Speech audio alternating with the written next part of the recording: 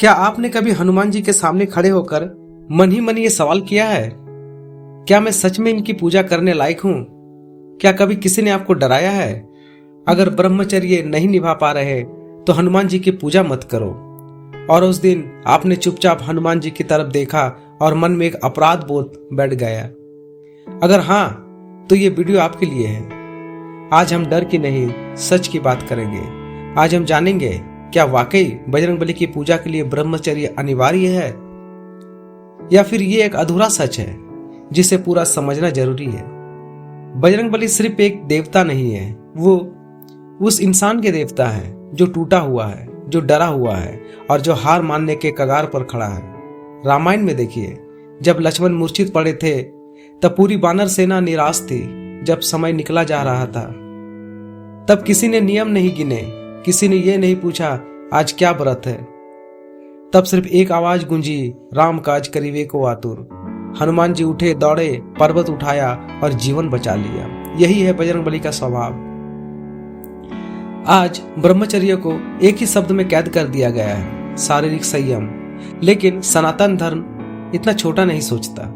शास्त्रों में ब्रह्मचर्य का अर्थ है मन पर नियंत्रण, विचारों की शुद्धता, इंद्रियों पर संयम और ऊर्जा का सही उपयोग। हनुमान जी ने कभी शक्ति को दबाया नहीं, उन्होंने शक्ति को राम की भक्ति में बदल दिया। जहां मन राम में लग जाता है वहां विकार अपने आप शांत हो जाते हैं। अब सीधे मुद्दे पर आते हैं। अगर ब्रह्मचर्य हनुमान जी की पूजा के लिए अनिवार्य होता तो क्या गृहस्थ लोग कभी पूजा कर पाते? क्या माता बहनें हनुमान जी को नहीं पूज पाती? क्या आम इंसान संकट में उन्हें याद नहीं कर सकता? नहीं, हनुमान जी आपकी जीवन स्थिति नहीं देखते। वे ये नहीं पूछते आप क्या खाते हैं, कैसे रहते हैं। वे पूछते हैं आप मुझे किस भाव से याद कर रहे हैं। सनातन धर्म कहता है भाव ही विद्यते देव, अर्थात भगवान भाव से प्रकट होते हैं। नियम भक्ति को सुंदर बनाते हैं, लेकिन नियम भक्ति की शर्त नहीं होते। अगर नियम ही सब कुछ होते तो द्रौपदी की पुकार कभी नहीं सुनी जाती। वो कोई नियम नहीं जानती थी, बस पुकार जानती थी और भगवान आए। अब एक सूक्ष्म बात समझिए, जब मन बहुत दुखी होता है, मन बहुत भटका होता है या किसी बड़ी मनोकामना से पूजा करता है, तब कहा जाता है कुछ समय का संयम रखो। क्यों? क्योंकि संयम में मन स्थिर होता है। स्थिर मन में प्रार्थना गहरी होती है। लेकिन याद रखिए, ये नियम नहीं, ये सहायता है। जैसे नदी के किनारे तटबंध होते हैं, नदी बहने के लिए तटबंध जरूरी नहीं, लेकिन तटबंध नदी को दिशा देते हैं। अगर आप शादीशुदा हैं, नौकरी करते हैं, परिवार चलाते हैं, तो हनुमान जी आपसे यही चाहते हैं, सच्चाई, ईमानदारी और साहस।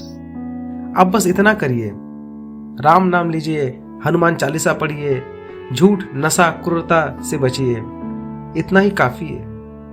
हनुमान जी गलती पकड़ने वाले नहीं, वे संकट हरने वाले हैं। आज सबसे बड़ा नुकसान ये हुआ है, भक्ति को डर बना दिया गया है।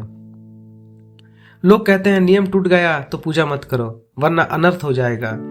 लेकिन सच ये है, डर से की गई पूजा भक्ति नहीं होती। भक्ति होती है प्रेम से, विश्वास से और समर्पण से।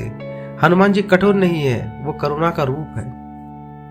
हनुमान जी ये नहीं देखते आप कितने नियम जानते हैं, वे देखते हैं आप कितनी सच्चाई से पुकारते हैं। अगर दिल साफ है, अगर आंखों में आंसू है, अगर मन में सच्चाई है, तो नाम अधूरा भी हो तो भी हनुमान जी सुन लेते हैं। याद रखिए, हनुमान जी भक्ति से बनते हैं, डर से नहीं।